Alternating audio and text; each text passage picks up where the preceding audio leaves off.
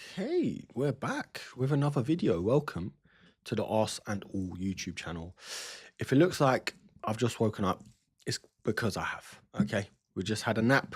It's been that kind of day. But look, this video is the preview to Arsenal and Bournemouth. And I'm just going to get up the fixtures up and stuff like that because this is definitely one of our bogey teams over the past couple of years. And to be honest, for a number of years, last year, they were the only team that I can think of that did the double on us, home and away. Like, it's just crazy. It's crazy. But we got the 5:30 kickoff under the lights, as they call it. And yeah, I'm just glad it's televised. And I'm glad it's on the back of such a scintillating win. It wasn't just a scraping through. It wasn't just a holding on or, a last minute goal from us. It was a battering, to Aston Villa, on Aston Villa. And it's been coming, man. It's been a long time coming. The past few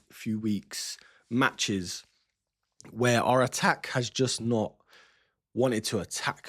Like we've provided the service, we've got in good positions, but for one reason or another, it's just not hit the back of the net. And it just feels good to have Gabriel back, that reassurance in defense and also going forward. Like he's that guy, on both sides of the coin. So look, what do I expect from this match? I don't think it's going to be easy. I think Bournemouth are sort of due a comeback or, turning it around basically because they've not got many good results recently. And again, they are one of our kryptonites, our bogey teams. And let's be honest, Newcastle, Everton, even Villa, I'd put them in the mix.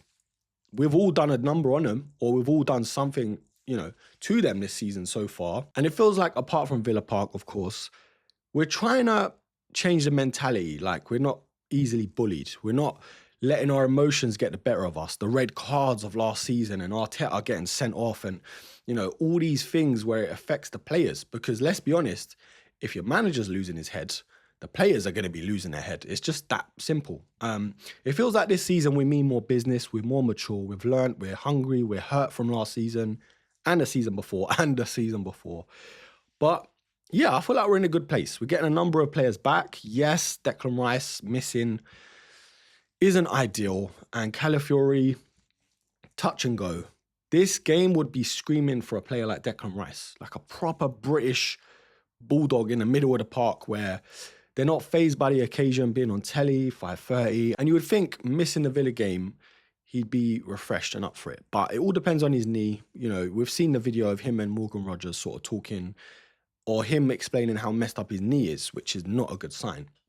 Let's see, though. I think they had a training match today, or a training session today, rather. So let's see how that goes. The other sort of standout fixtures before we get back on topic. Let me see what is really worth talking about. I guess Tottenham, Sunderland. I'm hoping Sunderland do another number. Like City, we haven't even spoken about it. City dropping points, man. I never have celebrated another team getting something off another team like that in a while, because Granit Xhaka, who spoke about it in the last video, like he showed up, and it weren't just for Arsenal, of course it's not, but he's just a leader, man. And if we had him the season he left, I can probably guarantee, well, we're never going to know, but we would have won the league that year. That was the only piece missing, because we had Partey, Rice just came in, and it was just that depth, that sort of outlet on the left, which he gave going forward and defensively. But yeah, Man City, Chelsea, another big game. Hopefully, with all the drama with Chelsea going around, losing their manager or sacking their manager, hopefully they're fired up and they're, each player is in a mental space of, I need to fight for my place. I need to show the new manager, whoever's coming in, that I'm the dog's bollocks, yeah? I'm not just going to roll over thinking I have the place cemented. And hopefully, we can only wish that Man City, again, drop points. Because them two, they are sort of each other's bogey team. Just like how Tottenham is for City and, all that stuff. So those are the only standout fixtures. I mean, Leeds and United, that's a juicy one. A proper Northwest derby. I think there's a certain name for it, but that's going to be a naughty one. You know, 12:30 on a Sunday, you don't really see those every day. But look, back on topic. Arsenal Bournemouth. Predictions in terms of scores. It's not going to be easy, like I said, and I don't think we'll be conceding.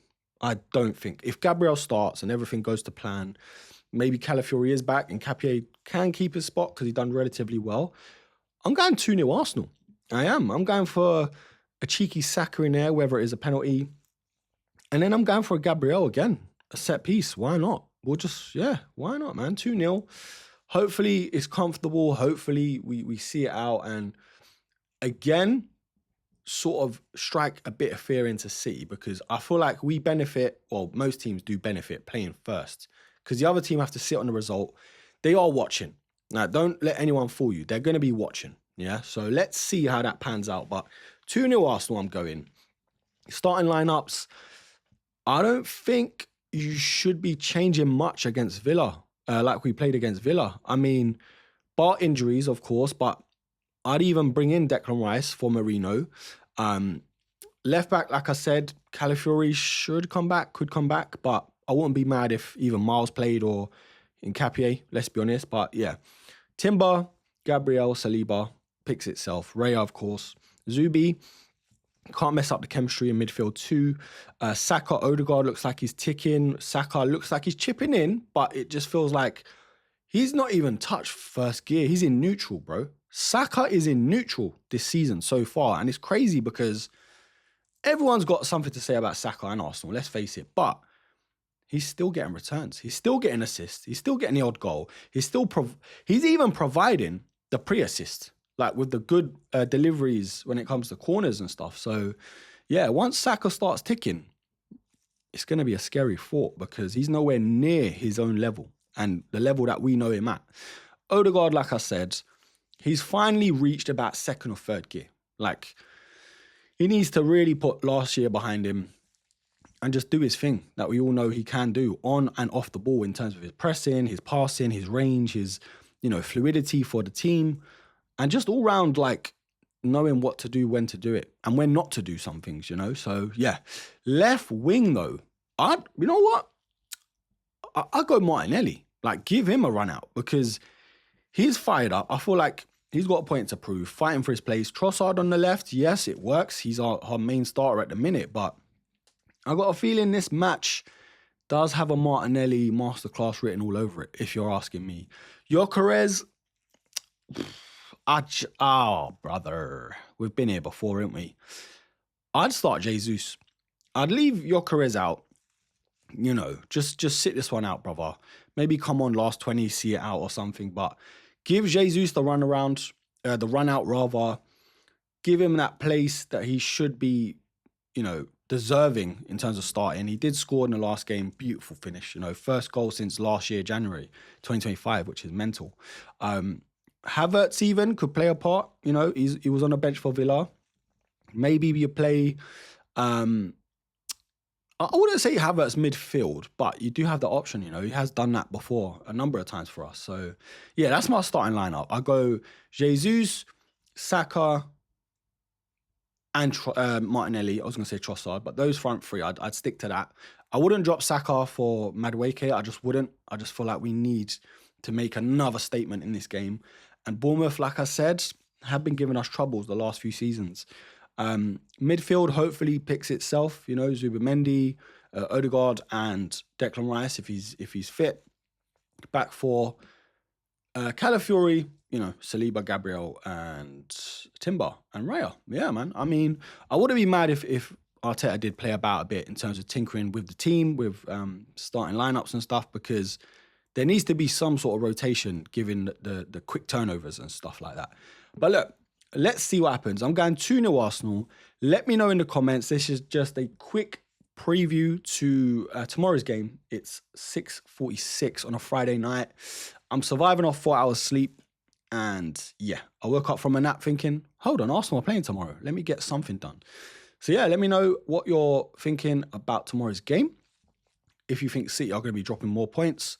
We're 4 points clear now. I was about to say City are 4 points clear. I was like, what? That don't make sense.